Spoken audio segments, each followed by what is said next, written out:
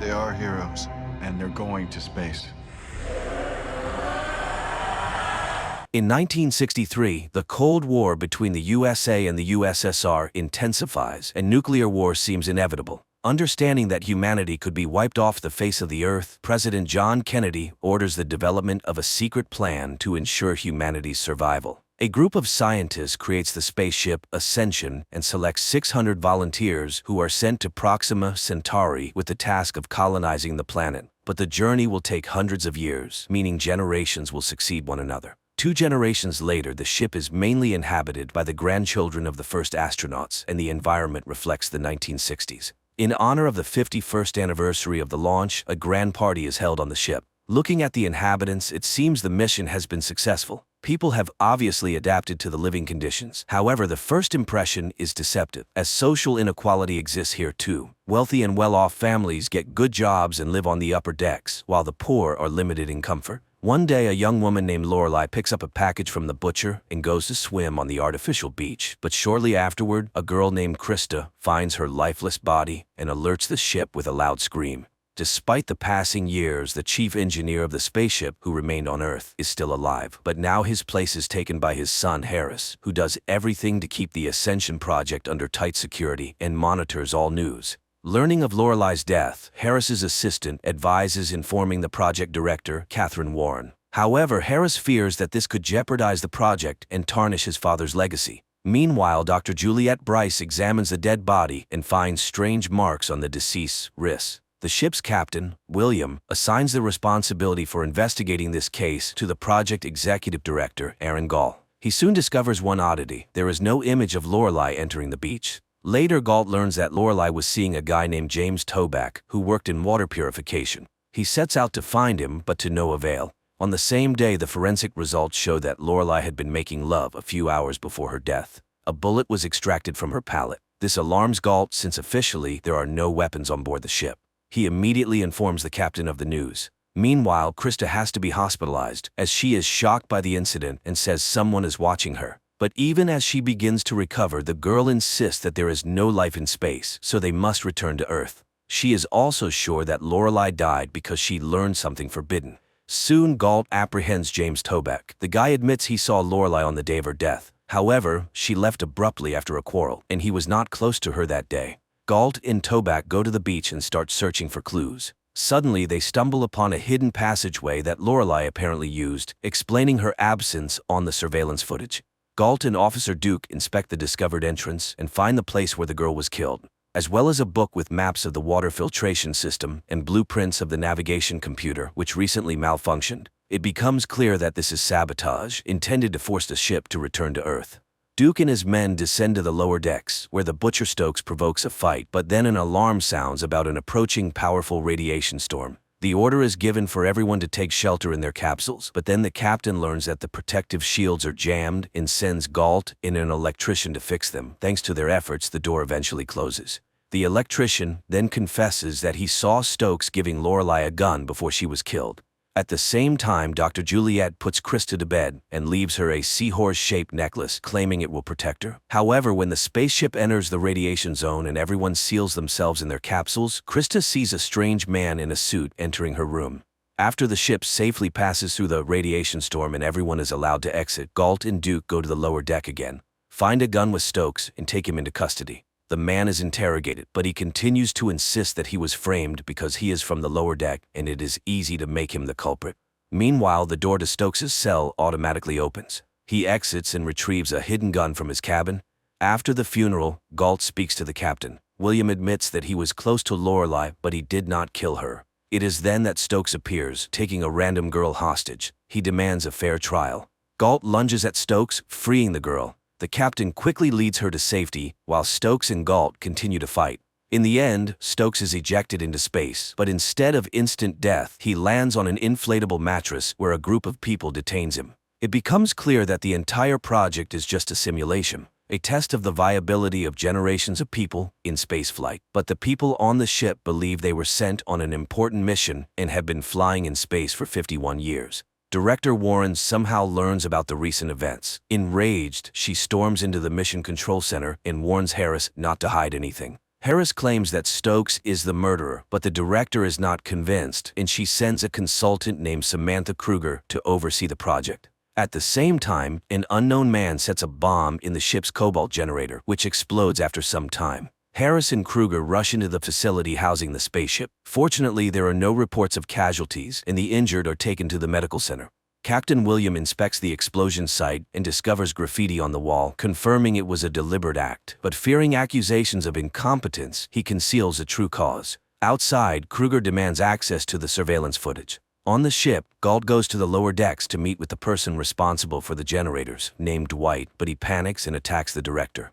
Regaining consciousness, Gault continues the investigation and learns that the explosion that killed his parents 20 years ago was similar to the recent one. He hypothesizes that Dwight was likely involved in Lorelai's murder because Stokes didn't know how to use a gun, therefore he couldn't have killed the girl. Harris and his assistant learn that the other side of the deck is no longer airtight, and the team inside can hear sounds from outside. This creates a risk of exposure. Gault finds Dwight and a fight ensues, during which Dwight somehow manages to escape and start a bomb timer. Alarmed, Harris orders everyone to leave the area immediately. Fortunately, Gault manages to defuse the bomb, but Dwight dies. Kruger blames Harris for this, but he argues the goal of the project is to determine human capabilities. However, later Harris gives Dr. Juliet's necklace to his wife, indicating that he was the one who broke into Krista's room and stole the necklace. At the same time, Kruger begins her own investigation and discovers that several scientists involved in the Ascension project were found dead or went missing in the 1960s.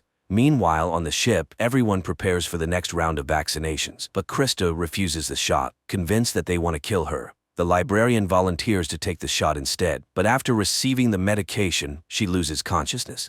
Kruger demands an explanation, but Harris insists that these are routine immunizations and is concerned for the girl who didn't get the shot. He orders the medicine to be added to milk, but Krista figures out his plan and pours it out. Kruger meets with Eva, the author of a website tracking the fates of 1960s scientists. Eva claims the government used the project as a cover to abduct children for participation. Later, an unknown man pursues Krista and tries to forcibly vaccinate her, but he injures himself and stains the girl's dress with his blood, allowing her to escape. Gault takes her to Dr. Juliet and convinces her to get the shot. While preparing, Krista tells Dr. Robert Bryce about visions she's had lately. These include falling from a twin tower, a war in the desert, and tragedies in the ocean. She also claims to have seen Dr. Bryce in the maintenance tunnel where Lorelai was killed. The doctor becomes enraged, gags her, and administers the shot. Harris and his assistant, who saw this, are shocked that Krista described events that actually happened on Earth. Dr. Bryce finds a blood sample match from Krista's dress with his wife's student, Mesmer. However, the boy is found dead in his cabin. Kruger concludes that Harris has an accomplice on the ship who is causing disturbances and radiation storms. On the ship, the day of the lottery arrives, allowing the winning couple to have a child. Since population numbers must be strictly maintained, a new person can only appear after someone's death. And now 3 people have died. Soon the names are announced. Among the winners are Officer Duke and his wife. Krista notices a woman outside her cabin and follows her, but suddenly she realizes it's the ghost of Lorelai. At that moment, someone starts playing a video showing her tryst with Captain William. Everyone in the room laughs while Krista starts screaming uncontrollably. Harris observes this and notices that the girl began reacting even before the video played, as if she could see the future. He is amazed. His father predicted this phenomenon in 3 generations and called it morphic resonance. Kruger steals the keys to Stokes' cell, later presenting a report sharply criticizing Harris, prompting Director Warren to come to the project. While Kruger sneaks into Stokes' cell, he attacks her and takes her hostage, and there he learns the truth about the Ascension project. This shocks Stokes, leading to a mental breakdown. However, Kruger persuades him that they must escape before they are noticed and killed. She is willing to help him because the entire project is unethical. As they step outside, Stokes cries, but Kruger urges him to pull himself together. A guard approaches them, and they team up to neutralize him. In the process, Kruger gets injured. Stokes goes to the nearest store to buy medical supplies. They then go to a motel together. Warren and Harris learn about the escape and call security from the company TC, which turns out to have funded the project. The management is unhappy with the director's work and accuses Harris of covering up facts. Harris panics and begs Warren for a second chance, but it is in vain. On the ship, Duke learns that Gault has started investigating his wife, suspecting her of killing Lorelai. He loses his temper and confronts Galt. At the same time, Krista has another vision. She foresees a violent fight between Duke and Galt and runs to the beach. Anxious, she unintentionally uses telekinesis. However, she loses control of her power and shuts down all the ship's electricity. Warren blames Harris for the incident and orders her henchmen to get rid of him.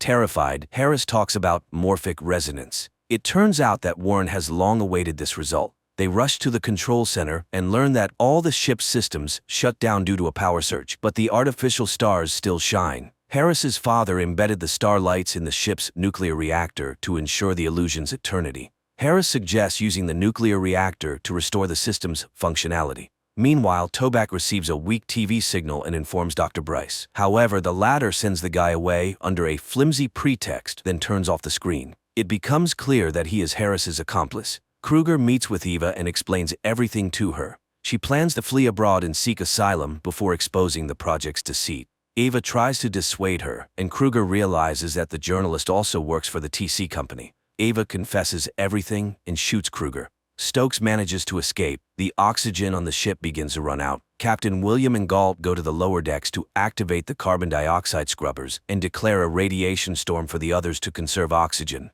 Harris concludes that the chances of getting the ship back to working condition are extremely low, so Warren decides to extract Krista before she suffocates. William and Galt realize the scrubbers are beyond repair, so they decide to clean the air manually. Krista senses someone coming to take her. Dr. Bryce confirms this, and when Krista accuses him of killing Lorelei, he confesses. The woman learned about the fake mission, and he couldn't allow the exposure.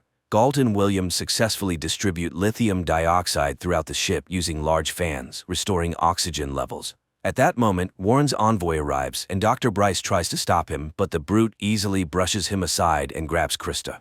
Galt sees Lorelei's ghost, who leads him to Krista. It turns out he has also developed resonance. Galt attacks the thug. Krista uses her power again, making the opponents dissolve into thin air. Seeing all this, Warren panics and tries to contact the envoy by radio. She moves closer to the ship, and Harris takes advantage of the moment to push her down, killing her.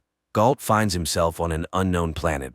The idea is generally good, especially for fans of detective fiction, and one can't help but wonder, what if Earth is the same kind of spaceship, and all the people on the planet are participants in an experiment?